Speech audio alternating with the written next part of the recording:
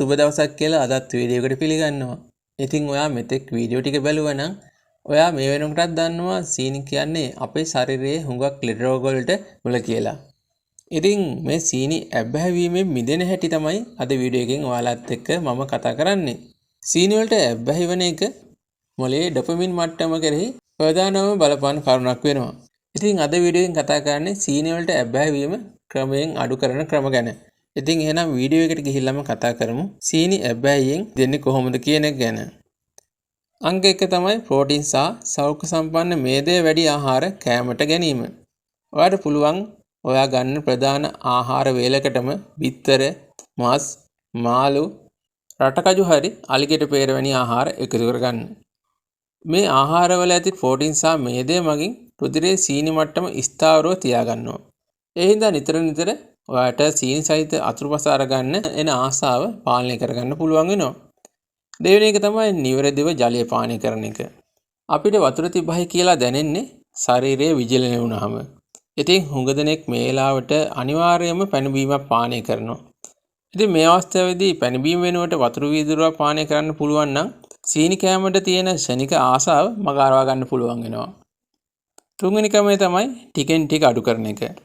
ඉතින් එකපාරටම සීනි කෑමෙන් වැළකීලා ඉන්න ඔයාට අපහසු වෙන්න පුළුවන්. ඒ වෙලාවට ඔයාට පුළුවන් ඔයා බොන තේ කෝප්පයට නැත්නම් කිරි කෝප්පයට නැත්නම් ඔයා බොන කෝපි කෝප්පයට ඔයා දාන සීනි හැන්දෙන් සීනි හැඳි භාගයක් විතරක් දාන්න.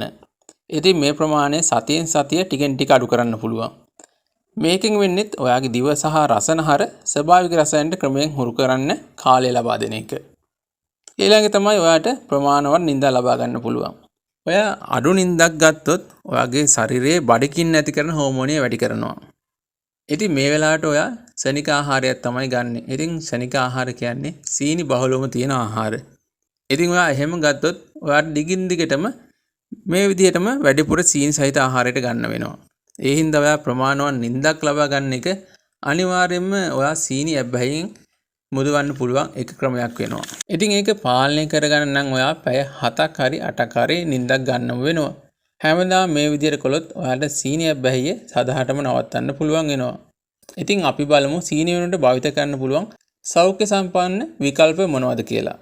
ඉතින් ඔයාලට අතුරුපසක් හරි පෑනස දෙයක් හරි කෑමට අවශ්‍යම වුණොත් මේ විදිහට කරන්නම පුළුවන්.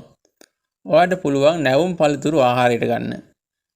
මේ පළතුරු වල තන්තු බහලව තියෙන හින්දා රුධිරයට සීනි අවශෝෂණය කරන එක හුඟක්ම පාලනය වෙනවා. දෙවෙනි එක තමයි ඔයාට කුරුඳු තේ පානය කරන්න පුළුවන්. කුරුඳු තේ වල ස්වභාවිකම පැණි රසක් තියෙනවා. ඉතින් කුරුඳු තේ වල තියෙන මේ ස්වභාවික පැණි රස හින්දා ඔයා වැඩිපුර සීනි ගන්න එක පාලනය වෙනවා.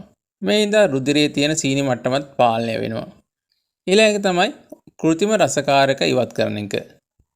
ඔයාට පුළුවන් කෘත්‍රිම රසකාරක වෙනුවට ස්වභාවික රසකාරක යොදා ගන්න. මේකටම තියෙනවා පැණි රසකාරකයක්. මේක නමෙන් ස්ටේවියා කියලා හඳුන්වනවා. ඉතින් ඔයාට ස්ටේවියා භාවිත කරගන්නත් පුළුවන් මේ කෘත්‍රිම රසකාරක වෙනුවට. ඉතින් මේ විදිහට කළොත් ඔයාට මාසයෙන් දෙකෙන් සීනි ඇබ්බැහියෙන් මිදෙන්න පුළුවන්. අනිත් කාරණේ තමයි සීනි පාලනයෙන් බර අඩු කරගන්නත් පුළුවන් වෙනවා. ඒ වගේම ඔයාගේ ප්‍රතිශක්තියත් වැඩි වෙනවා. මානසික ඒකාග්‍රතාවය ඉහළ නැංවීමටත් උපකාරී වෙනවා.